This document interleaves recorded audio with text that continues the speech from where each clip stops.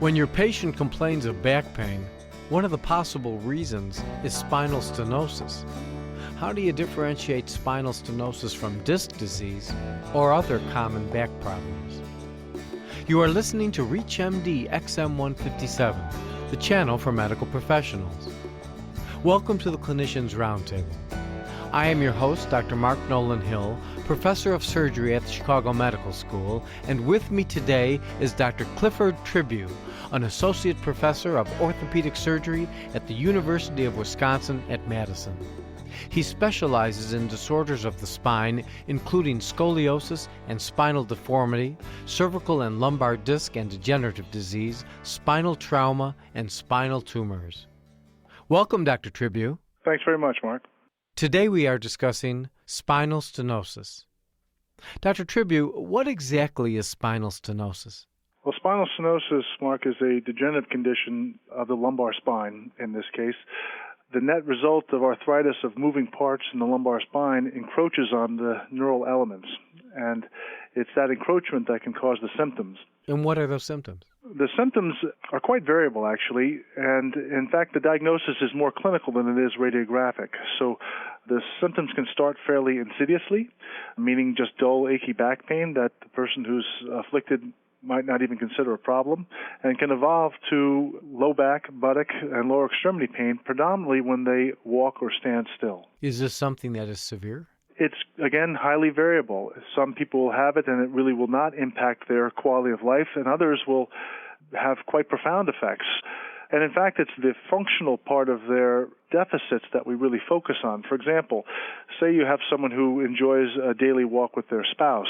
They might, in fact, tell you they, a year ago, could walk a mile or two, and that was really a passion of theirs. And over recent months, that maximal walking distance progressively got less and less to the point where even walking around the block can be problematic.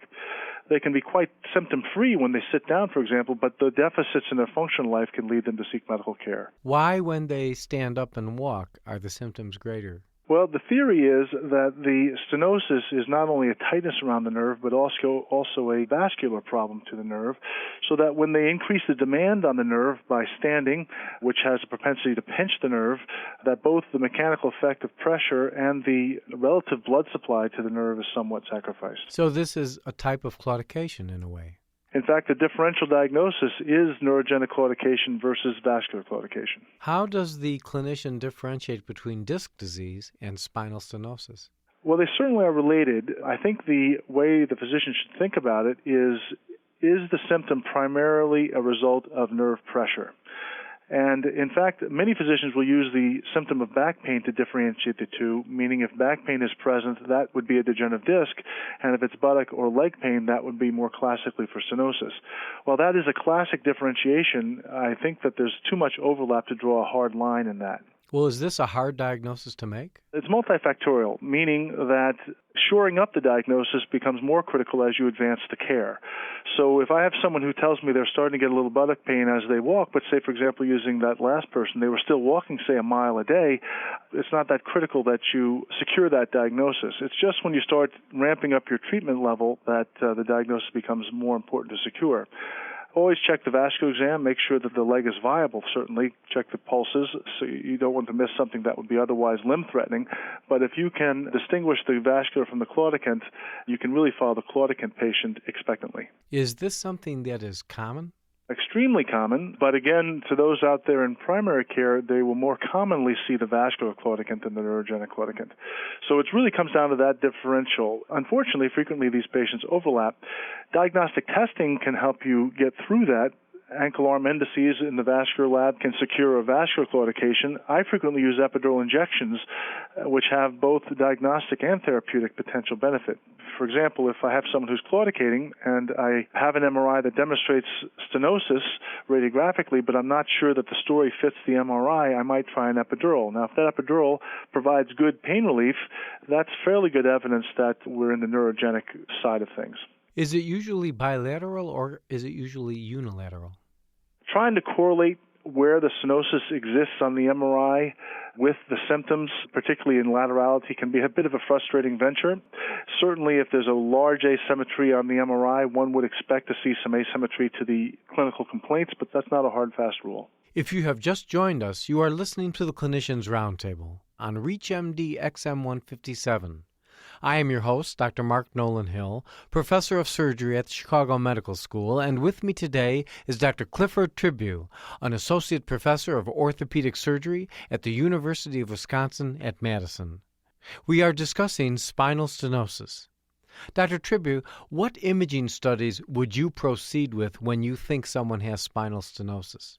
Well, the first is the physical exam, as we talked about, and trying to, by the patient's story, distinguish the vascular to the neurogenic claudicant. Once you've fairly secured the neurogenic claudicant theory, then you have to decide whether or not you're going to pursue diagnostic studies at all. And that gets back to the functional aspect of the patient's complaints. To do an MRI or CT or even radiographs, I think there should be some justification in terms of what you're going to learn from that diagnosis and how that knowledge is ultimately going to impact patient care. If someone's still walking a mile plus a day and has not got substantial limitations, truly you may stop right with patient conversation after a good physical exam. I encourage people to continue their activity level and pursue normal life, because ultimately it's going to be that deficit of where they are from where they perceive they should be that's going to drive the diagnostic testing. So assuming someone's quite frustrated and has come to you because they've really lost that quality of life, then you would start with plain radiographs, and the plain radiographs will give you some insight to the overall alignment of the spine and the degree to which it's arthritic. Given stenosis is an arthritic condition, you should see some signs of that radiographically. You're also looking for concomitant deformity of the spine. For example, degenerative scoliosis or degenerative spondylolisthesis. These two conditions can substantially contribute to the complexity of treating spinal stenosis and would give you radiographic clues without an MRI or CT scan as to what's going on.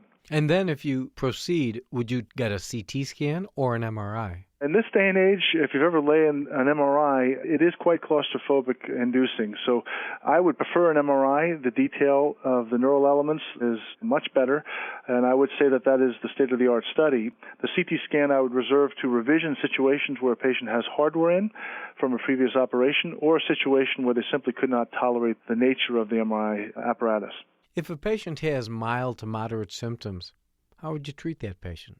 It's very difficult to measure pain, and anyone in this field has probably come to an appreciation of that. So I do spend a fair amount of time talking to patients about their functional life.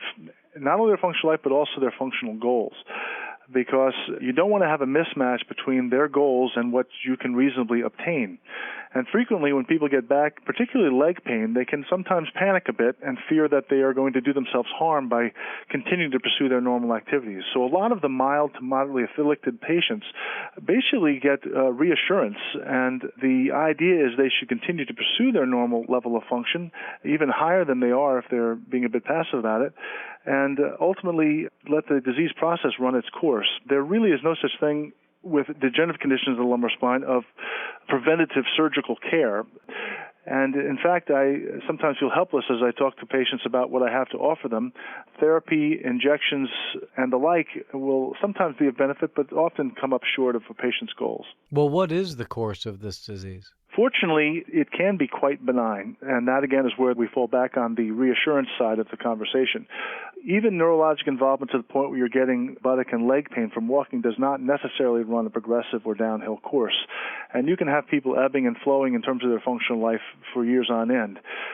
So much like someone who has a bad knee or a bad hip and has an arthritic condition of those joints, the decision to pursue further care is a really balancing act that the patient has to go through in terms of the risk benefits of the surgery and the quality of life issues and perceived benefit of the operation. Do nonsteroidal anti-inflammatory agents or even a course of steroids help? I would say the nonsteroidals are a mainstay of any arthritic condition in the lumbar spine. Systemic steroids, I would say, are a bit less used in my practice. I tend to provide local steroids through an epidural injection or nerve root blocks.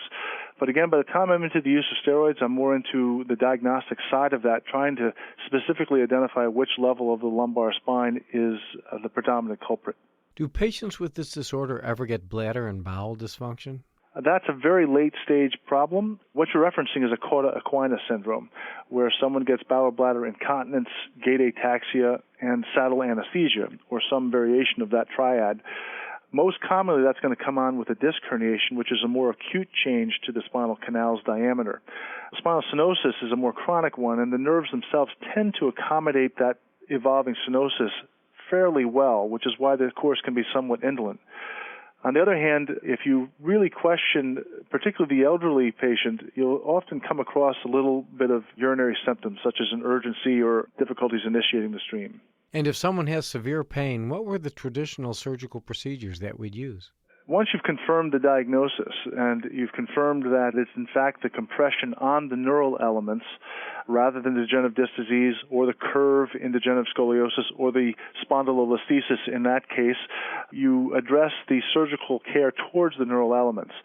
If the spine is straight, i.e. no deformity, then decompressing the nerves directly would be the traditional method. And what would that method entail traditionally? You would approach the spine generally posteriorly through a midline incision and using either microscope or loop magnification, attempt to decompress those elements that are compressed. That may be something such as a full laminectomy or a large laminopharaminotomy. Essentially, with the more evolving minimal techniques, the idea is to try to disrupt the spine as little as possible and yet get a good view of the neural elements compressed and make sure you get a wide decompression of them. In the past, has this surgical intervention been successful? It is successful. It is a reliable technique. Surgical outcome studies that bypass practitioners and go right towards patients should afford a 75 to 80% success rate. What it comes down to, though, when some of the other deformity issues are part of the clinical picture, such as degenerative scoliosis or degenerative spondylolisthesis, those two conditions substantially complicate the problem because the very act of decompressing the neural elements can undermine the deformity, and the deformity itself can actually progress as a result of treating the neural elements. And frequently, the traditional approaches to these conditions would be, in addition to the decompression, to add a fusion. And finally, what % of your patients do you consider for any surgical intervention? I have a fairly broad spinal practice, and I would say roughly 25 to 30% of patients sent to me for evaluation, for surgical consultation, if you will, ultimately end up in the operating room. I want to thank Dr. Clifford Tribus, who has been our guest. We have been discussing spinal stenosis. I'm Dr. Mark Nolan Hill, and you have been listening to the Clinicians Roundtable on ReachMD XM157, the channel for medical professionals. Be sure to check out our website at www.reachmd.com, which now features on-demand podcasts of our entire library. For comments and questions, please send your email to xm@reachmd.com. And thank you for listening.